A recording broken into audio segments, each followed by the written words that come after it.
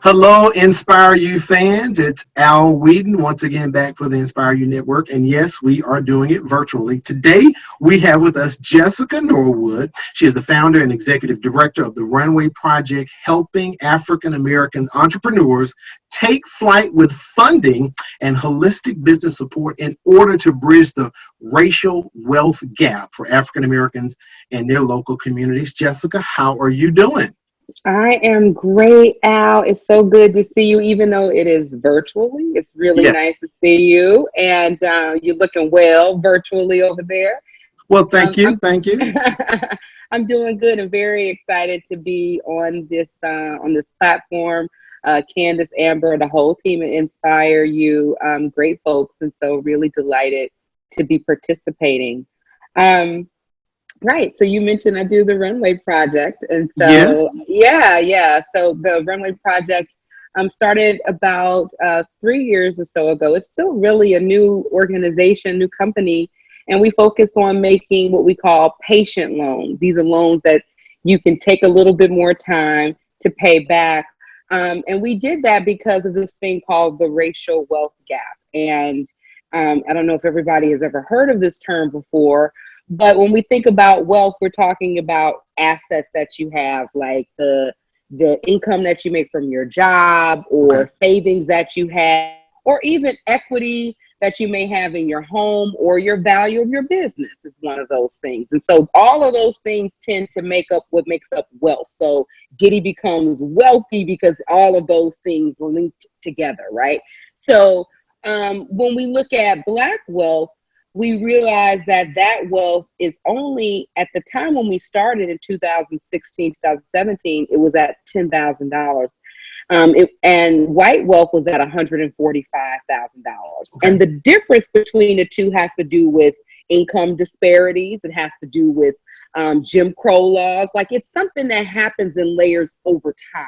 It's an Right. overtime undervaluing of homes. So over time, one group has more wealth than the other group. And why that matters to entrepreneurs is because people tell you, hey, you got a really great idea. You should, borrow money from your friends and your family. And you look around, you're like, what friends? What family? Who's got Right. that kind of money? Because all of us are in that same wealth gap, and we all make up that small amount. Even the high performers, they Correct. make up that $10,000 across the board, right? That's that median number. And so we knew that good ideas were not getting off the sort of proverbial napkin. They weren't getting off the napkin. And we wanted to do something to change that. And so we started making loans. But the way that we made the loans had to respect what was going on in the community. We call that cultural lending at that point.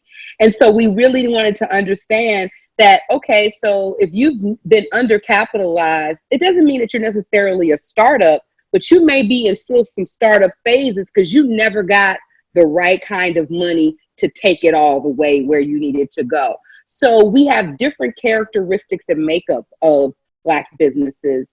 And that is super important for what's going on right now in the world as it relates to COVID. So, Absolutely. yeah. So it's been put out there, especially in the hip hop area, more money, more problems. So they may say Mm. the rich has problems just like the poor has problems. But one number stood out to me on your website. Share with us, what does 19,000 mean to African Americans and those trying to start a business? What does that number mean? Well, I think what you're referring to is a particular number that we have on our website where we're talking about access to the funding that Black businesses typically get. Mm. I can't remember if that's the exact number. There are a couple of data points on their website, but we tend to be businesses that are grossly underfunded, under-resourced. And here's the thing: today, right now. Okay, a lot of the information on that website, this is before COVID. And I really want to Wow. really stress this part because every number that you saw there, Al, it's like blown out the water at this point, right? Because Okay. a Black community can't afford to have been shut down for as long. We did not have the level of liquidity. We didn't have the money moving around. We didn't have people talk about does the dollar circulate in the community, the black dollar circulate in the community? And Right.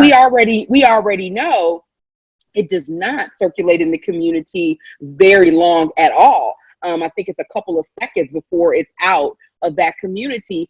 And what that looks like for us now is no resources have really been driving and moving into a community that's Hmm. already been completely under supported all the way.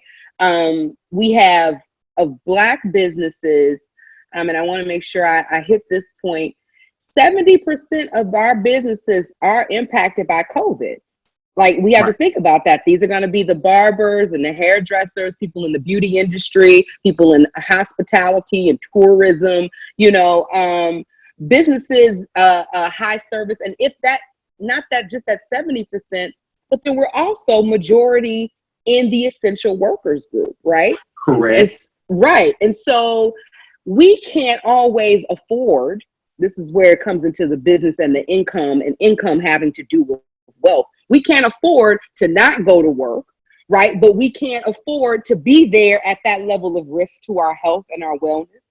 People who had their businesses, let's say you were in concert promotions or something like that, where your income is completely dried up. So again, the word income is coming back. You owned the business, but that was where you were deriving your income. And so we're seeing a real strain on our communities, and it has an impact here in Mobile and Pritchard area as well. So that $19,000 I talked about, that's that missing link sometimes to Mm, kind of get things going. You could almost say triple or quadruple that amount right now, and its effect on the yep. African American business community. Oh, definitely, definitely. At this point, people are calling me. I'm doing interviews back to back to back, talking with people, talking with government officials all day about where we're projecting these numbers to land right now. And from the portfolio companies that I support, it's been devastating. We've been fortunate that we've had companies that were stellar across the board, and Okay. so they've been able to make the pivots and so forth. But we also have folks in our portfolio where the emotional toll. So it's not just the business owner that we're investing in, and the company we're investing in the business owner. The emotional toll that has, right? So we're saying 19,000 as the gap number, completely shredded, and now all of the emotional things of what happens when you put your life's work out there and it's over. Right. You know what I'm saying? So it's so much more layered even. It's the money, but it is the healing and restoration work that's even going alongside of that has to happen. We're speaking with Jessica Norwood, Executive Director for the Runway Project. The website is therunwayproject.org. I noticed on the website, Oakland, California is an area that you've done business in. Hmm. Nearby San Francisco had huge numbers with the coronavirus. How did that have an effect with you and your contacts in that area?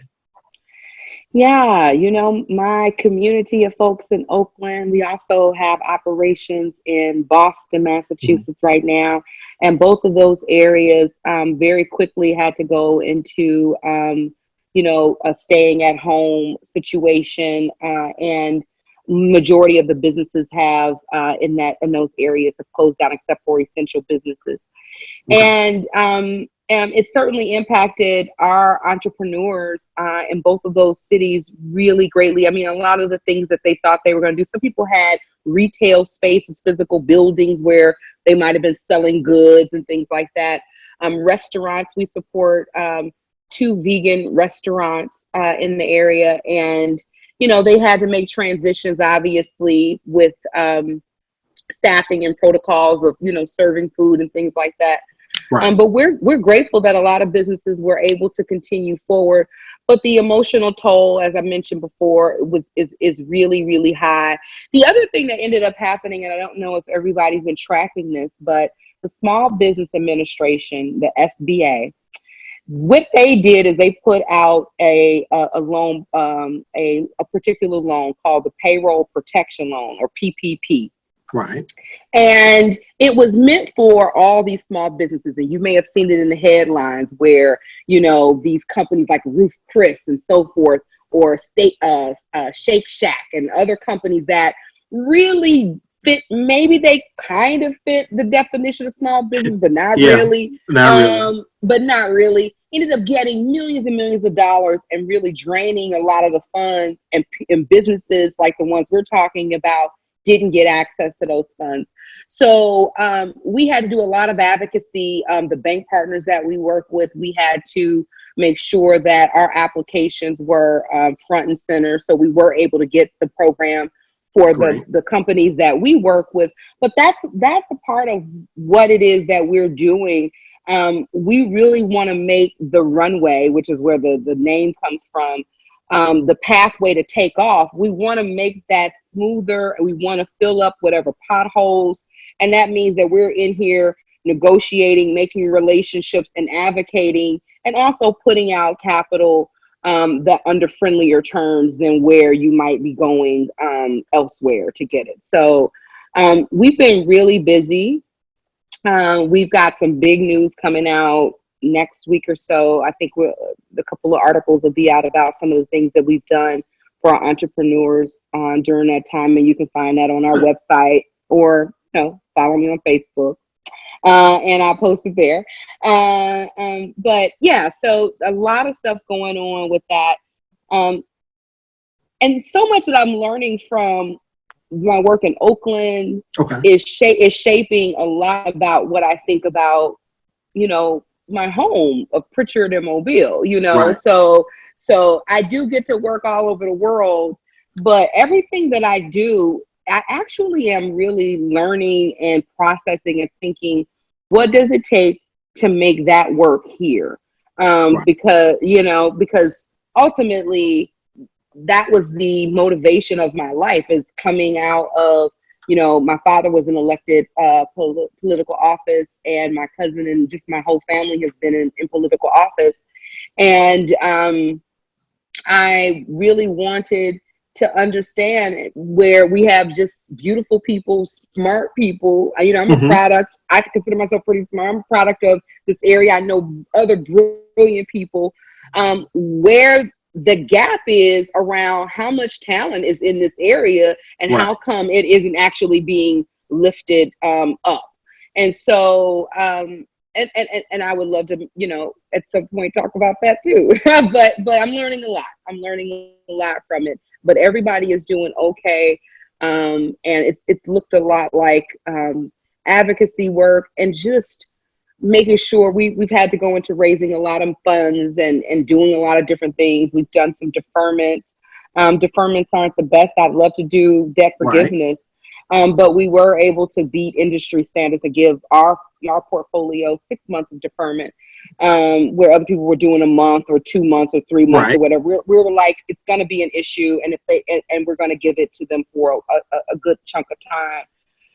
But we're always pushing the envelope on what it is, and we're in this impact investing and business lending space, kind of crossing between the two, and pushing our peers to do more and understand the racial implications of capital. Because people talk about, like, I know they're just like, oh, here she comes again talking about race, but as we see right now, it has everything to do with race. Like, if you don't It talk does. about that, you can never really get to a solution, because you'll do one blanketed solution and think that that has the same impact in both communities, but it does not. And there's nothing wrong with honoring and respecting culture and history, and trying to figure out how Hmm. we get parity, if that's the goal. I understand. So I understand. yeah.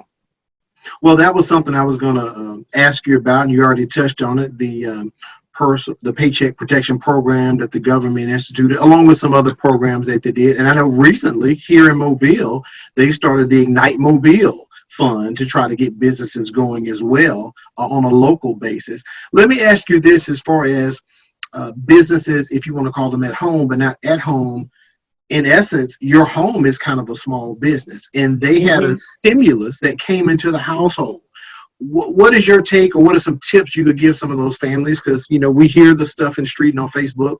Folks went out and bought TVs and bought this, but they didn't take that money and maybe reinvest in themselves, or sock it away for a rainy day. What are some tips if someone hasn't, come off their stimulus money yet, but they're wondering, what should I do? What would you kind of tell that small family to do with that stimulus? Well, yeah, I think, listen, and I want to just ground that point in this conversation to say, this is an unprecedented time, Right.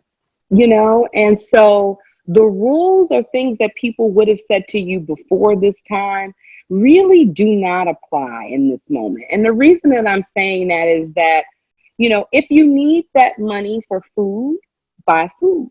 If you need that money to, get another television because everybody's locked in the house, then get another television. But at this point, the money was really meant to kind of show at a global level that the financial markets would still continue to move forward. And the way that you do that from an economic or economist standpoint is you flush out or you put out cash so that people buy things. It doesn't matter what they're buying. They're hoping that they're buying consumer purchasable goods. Right. But if you decided, if you had that money and you were like, you know what, this is going to help me to catch up on some bills, great. If you were able to pay down your consumer credit card on that, $500 extra gave you a little, great. If you were able to put something in savings, fantastic. All of those things are great. But if you needed it for food, great. If you needed it for a TV, great. Because the idea from an economic standpoint, I'm just telling you the business of money. This is just the business of money. It was meant to be spent.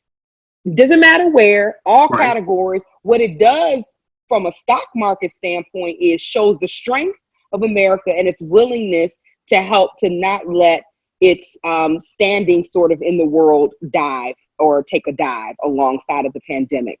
So, I don't put too much on people about where that money went. When I look at the racial wealth gap, and I already see such a high level of discrepancy.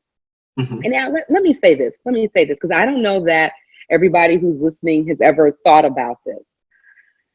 Did y'all know that there is a gap inside of gross sales receipts? Okay. So if you have a web design business, Al, Okay. and another person in the city of Mobile, maybe a white person, but not a black person, has a website, web designing business, they will probably have higher sales receipts than you, 3 times almost even. So let's say that you made $100,000 this year in your web designing business.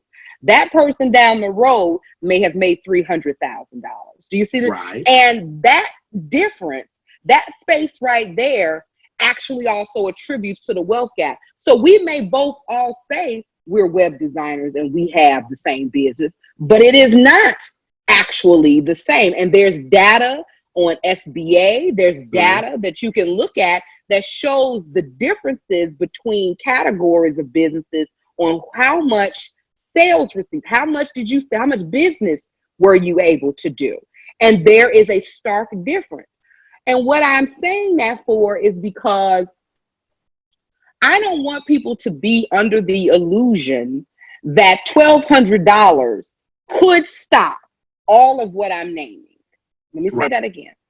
Do not be under the illusion that $1,200 can stop all of what I'm saying. It does not account for the gap. When you say you're a web designer and this person says they're a web designer, but they're getting more money than you. Now, you could say maybe they're marketing better. You could say all of these different things, but across all categories, when we look at black and white, I'm just doing this, it is always true, except for beauty, where come on, y'all, except for beauty. I like that. Right, except for beauty. I don't want y'all to think that we're down and all. We're not down and all the way out, except for beauty, because we throw down in that area. But that in these other areas of business, we do not have the same sales receipts. And what I would challenge the city of Mobile, the Ignite Fund, all of these different, initiatives that Right. are happening is to address the disparity in our local city between sales receipts. Let's actually talk about why it is in the same city we have one person who's doing web designing here and one person doing web designing here, and why across all these categories other folks are able to make different money and other folks are not able to, because it can't all be that everybody is just a bad marketer. It has to be access to the marketplace in general, right? And we can do more things about helping people to access the marketplace by prioritizing, by focusing, and really thinking about, well, how do we pivot and really make sure that these companies are surviving? And that matters in a post-COVID strategy for small businesses.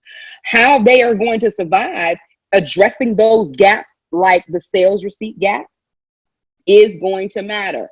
And so if somebody decided to take their $1,200 and put it towards their business, God bless you, and that's Right. exciting, and I am excited to see it. There's so many ways you could have spent that money, and really all of them are good.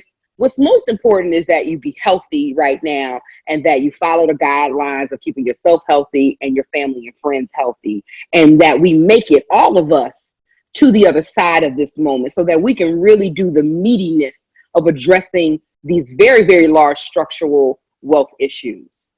As we get ready to wrap up with you, Jessica, you touched on something I was going to ask you. As we move into this new normal, and you just talked about this inequity that is with us every day. You can have two exact same businesses, but one run by a minority and one run by someone else of another persuasion, and they do great.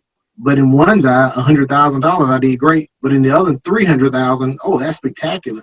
How do we adjust to the new normal, especially from a business aspect, for those who are already behind the eight ball? I think one of the other things, and thank you, Al, for bringing this up, because I would have gotten off this point, we would have gotten off of this web virtual world without me saying it. We must, and I say this with such humility, we must advance our technical and our STEM and our IT phased businesses. One of the things that I saw in Mobile, and it was other areas, it was not just Mobile, Okay. so don't, was that a lot of our systems, our school system, our city, our social service programs, our nonprofits were ill-equipped to go online. Let me say it again. Our government, our local governments, okay, not all of them, some, not all, some. Right. Our school systems, not all, but some. Our nonprofits, our social service programs, many of them were ill-equipped to be able to go online and to conduct their business virtually. And that is because we have not made it a priority to center, as it relates to technology and STEM and these IT related, fields. Right. Um, and it has been a miscalculation. And I'm speaking about this about Black businesses, right? So what can we be doing? We've got to build up our ecosystem in the Black tech space. It has to happen at a very localized level. It can't just be, oh, they do that in Atlanta. Right. Right. In Birmingham, they've had Black Girls Code. They've got Black Girls Venture. I'm just naming the girls one because I'm a girl. I got you. But they've got all kinds of, they've got a community around tech that enables them to be able to perform in this new world post-COVID. So how does a business Mm-hmm. survive post-COVID? You've got to be able to do what you're doing, Al. Pivot and go straight online. Some businesses have been doing that all along, but and I know, and we all know, there were a great many that did not know how to make this particular transition. And so these kinds of missteps or missing these moments puts us further and further behind the eight ball, if you will. And so focusing on tech. And one other thing, Okay. Birmingham made a partnership with Apple computers. Now, the founder of Apple is from this area, actually. That's correct. But they were able to make a partnership to provide computers and different things and so forth. And that really comes from a leadership understanding that in order to really build into the future, you've got to outfit them with the right technology. You've got to make sure that they have access to mentors and coaches and business supports in the tech field. You've got to make sure that jobs are centering around these kinds of avenues and that workforce development is also driving towards that. And based on how we performed when the shelter in place, so to speak, came up around COVID, I would say that we are not performing very well. We did not perform very well. And the opportunity for Black businesses and for Black cities and communities or communities of color or whichever frame you'd like to use inside of that, minorities, underrepresented, historically marginalized, the gambit of how you'd like to say that and frame it, has to focus on this right now. This is a must.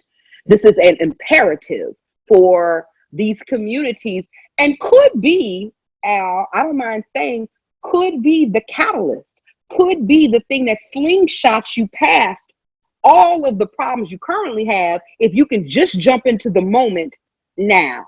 And so this is a critical moment for all of our communities, ones that look like the ones we love, Al, Right. to really figure this out. And in these little areas of making sure we close those receipts, those sales receipts, and get ourselves into the tech up and down, from focusing on it as an educational pathway to focusing on it from a workforce development to also pursuing entrepreneurship inside of that. Those three areas inside of the tech, STEM, IT, whatever field you want to sort of name inside of that, these are going to be very critical for our community. Well, it's ironic you're the Runway Project and you just talked about the slingshot moving forward to technology. So folks really do need to jump on flight and take the slingshot and take that lift that you just talked about. So we'll end it right there. Jessica Norwood with the Runway Project. I do appreciate your time. Before we go, put out your information so people can get in contact with you, your social media platforms that you use. Yeah. So let me just tell you, do not send me an email about a loan. We are only able to work inside of Oakland and Boston. So if you're in Oakland and Boston, I can do it. If you send it to me, I'm going to say I'm going to put you on a wait list because I know you need that money. I do know it. And it's not because I'm hating on you and your best ideas, but we only have so much capacity right now. We're only 3 years old. So give us a little time for us to take off on our runway. Now, that being said, if you want more information and you want to just jam with us and you just love the spirit of this, or you want to donate, or you just like, hey, this is my jam, please reach out. Facebook, you can find me there. You can just send me a note on Jessica Norwood and follow our Instagram. The Runway Project Instagram is the best place for all the latest information you can find out about our portfolio of our companies. And we really live in the IG space. But if you're looking for me, I'm always Facebook. And go to the website, therunwayproject.org, and read more about what we're doing, why we're doing it. And can I say one more now? Go ahead. I was the cover girl for the Mobile Bay magazine in October. And if you Google Mobile Bay, Jessica Norwood, you can read a really fantastic story all about what I'm doing by our friends at Mobile Bay. Okay, so you let the tease out the bag. We'll talk about that next time. That's what I originally wanted to talk about in person, amongst other things. But we had to talk about financial empowerment today. But we will talk about that next time. All the same stuff. We'll do it again, Al. I'm looking forward to it. You stay healthy, you stay safe, and we do appreciate your time. Okay, Jessica? Thank you so much. You too. Take care. God bless your family. Bye-bye. Thank you all for tuning in to the Inspire You Network. We will have more coming your way. And during this pandemic, you make sure you stay healthy and you stay safe.